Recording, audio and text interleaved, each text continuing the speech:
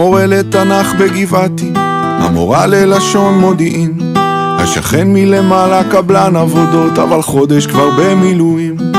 עורכת הדין היא קמבצית, עושה משמרות באוגדה. אחי האיש הייטק בכיר, עכשיו הוא צלף על גגות ברצועה. מנהלת הסניף הקשוחה של הבנק היא סמג"ד ביהודה ושומרון. דורון הוא בעל חנות צעצועים, עכשיו הוא מ"פ בשריון.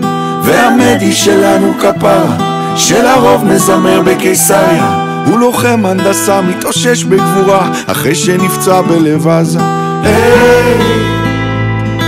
נכון כולם נראים רגילים, אבל אנחנו עם של גיבורי על, וכל אחד תמיד מסתתר חייל, מוכן להציל את העולם.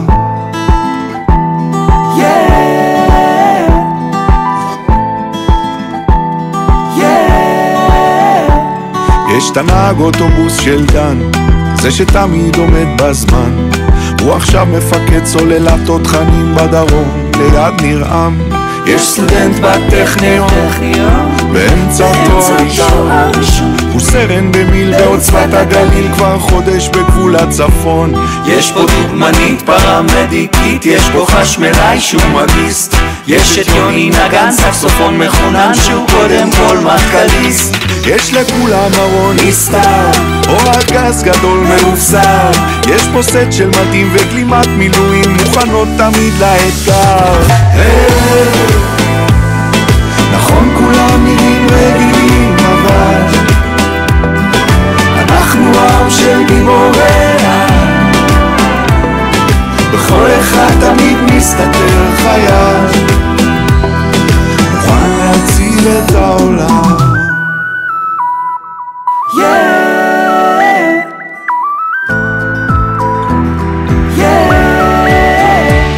וזה לא משנה אם באמצע חיים או באמצע משחק כדורגל, כולם יעזבו את הכל בשנייה אם נקרא להם הדגל.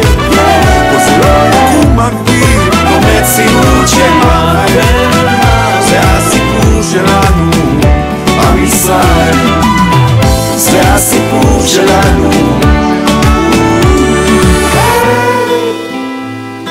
נכון כולם נראים רגילים, אבל אנחנו עם של גיבורי על,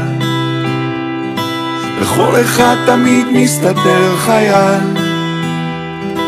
מוכן להציל את העולם.